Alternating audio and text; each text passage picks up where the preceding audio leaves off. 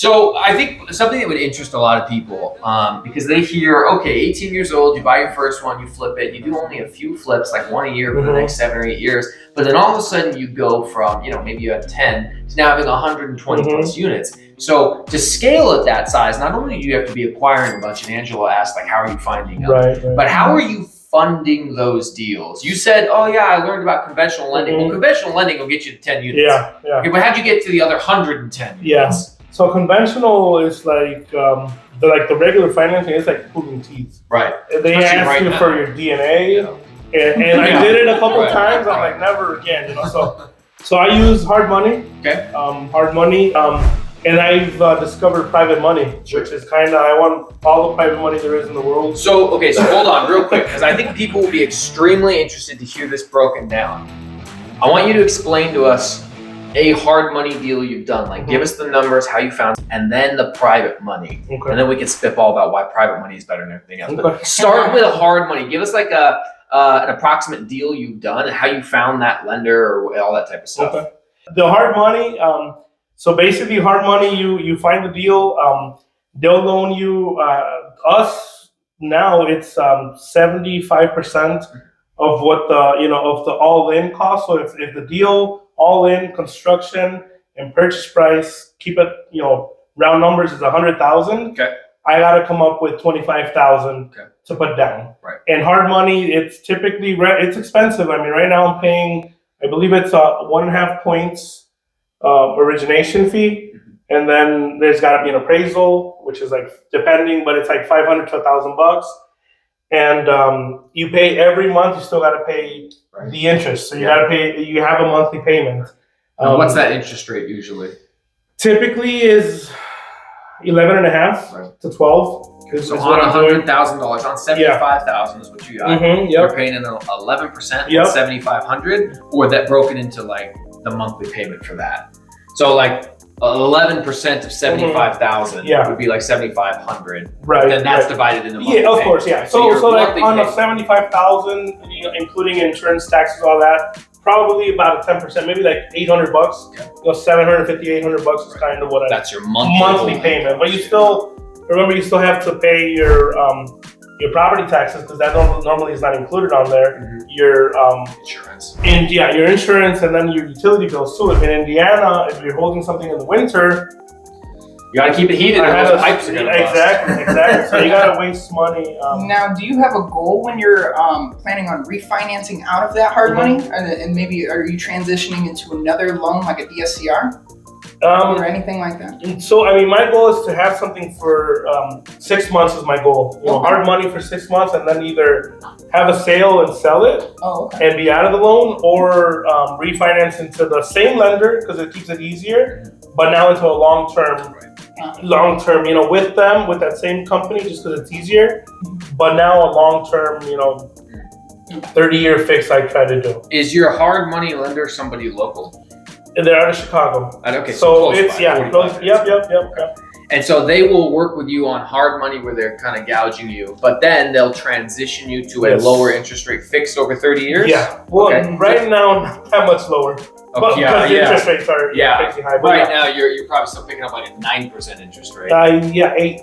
God. 8%. Versus what we had a year and a half ago at 3%, 4%. It sucks. But you're transitioning it to fixed over 30 years. Over 30 years. That amortization is 8%. And if you did your numbers right and things are rented properly, you're still cash flowing, as you mentioned earlier on that fourplex, $1,200 a month. With the company that I am using, the only thing I do not like about them is they do have a 5-year prepayment penalty. Oh, so if you get an opportunity to pay it off earlier, they're like, they'll get you. They'll get you, yeah. It's 5, 4, 3, 2, 1, yeah. So I kind of have to be low enough to where I'm not pulling too much money out, because then I don't want to, have to refi in the first year and then get it with that. So have you done any type of seller finance deals out of any of those 120? I've asked about I asked about every single deal. I try to pitch it that way, but nobody really. It's difficult. It is. I did do a land contract. Yeah. So my plumber had a building that he wasn't doing much with, and we did a land contract, and I paid it off in about a year. But yeah, a land contract is as far as I've gotten. No, that's I pitched it, but it's just everybody wants their money now. Oh yeah. You know, so I mean, yeah, I don't have any seller financing yet. So don't feel bad about that. Not to brag, I signed one this morning. Each month from my bank account to yours, you will see a $400 direct deposit 2 or 3 days before the first of the month. I always do my stuff on the 26th. Yeah. So you get it ahead of time and you spend it however you want. Okay. So. Okay, we'll do it. Yeah. All right, Arthur, I appreciate it, man. Thank you. I'm sorry about that miscommunication earlier, No problem. but we will get you taken care of. but they are tough to find and they're even harder to sell. Now, okay, so that was hard money. But why don't we talk about private money? Because you and I were talking earlier about how it's way better. So tell us about how you're finding private money, what you're typically doing in terms of structuring that. Right. Yeah, so private money, it is through my local network of people that I know and people that trust me so far. But yeah, I mean, that is 100%. So whenever I buy something, I'll let them know, I'm purchasing this for, let's use that $100,000 round number again. I'm purchasing something for $70,000. It's not in that terrible shape, and I only need $30,000 for a remodel. So we're into it for $100,000. They lend me the $70,000 to purchase it, and they do lend out the $30,000 to fix it as well. The whole thing. So 100% finance from them. And what type of return are you giving these folks? I'm giving them. I try to shoot for 10%, and then 12% is kind of the highest I go. Okay. I have one lender that private money lender that we structured it to where if I hold it for 6 months, if I pay him out before the 6 month, it's only 10% for the first 6 months. If I take 8 months, so 2 months are at 12%. So it's a 10%, but if it crosses the 6 month line, it kicks over 12% after the 6 months, which works for him, works for me. And once we're done with the project, we refinance, either sell or so we sell it. He gets paid his $100,000 plus his all his interest for the 6 or 8 months or however long we held the property. Sure. How many of those deals have you done so far? So I probably have like accessible. It's not that much, but private money lenders probably about $2.5 million worth of capital. That once I pay it, once I finish one, they're ready to lend on the next one. Want to get more money? And like I said, typically I'm anywhere from $120,000 to $140,000 is kind of what a whole flip goes for. So I think people heard you say, you said, okay, private money comes from my local network. Yes. People hear that, but they need more explanation on that. Okay. And I think you should go into it because you and I will probably say the same thing, but I want you to say it first. Mm-hmm. So when you say my local network, explain to us exactly how that person found you or you found them, why they chose to lend to you. Mm-hmm. Like, how does that conversation happen for the people out there who are interested in tapping into into private money? Of course. So I lived here for about 18 years now here in Indiana, and on my phone book I have everybody that I met or so we have a painting business. So I get to meet a lot of builders, a lot of developers. So I always save their info, and once I was, once we were done with painting, or we still have the business, but now that we're focused on real estate, I just decided to start, talking to people, and that's kind of how my signs as well. Like we have our name everywhere. We probably have it on 6 vans. We have it on probably like 10 total cars, And then we have trailers as well. Our signs are on there, so like everybody knows. I can definitely attest to that. I've seen them everywhere, especially East Chicago Lake Station. You can't turn a corner without seeing this one. Smart. So that is kind of, we are kind of known for that. And my biggest private money investor actually called me for advice because he was trying to flip a house. And I kind of, told him, my thoughts. We had like an hour conversation actually. I was on the road, so we were just talking, and right before I hung up, I'm like, you know what? There is a way for you to make, 10 to 12% on your money passively. If you're interested, let me know. Right? Yeah. You don't have to. All you have to do is wire. The way we have set up, once we're ready to close, you wire your money to the title company. Title company handles everything. They have a mortgage to their name.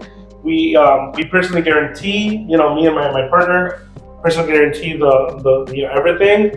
There is a note as well. So, and then we have insurance on the property. Before we close, we have to have insurance and show it to the private money lender. So they're protected all those ways. And when I told him that, 2 days later, he called me. He's like, "Hey, so how do I make 10 to 12% of my money passively?" And I kind of explained it to him, and now he's lent us, like I said, $1.5 million.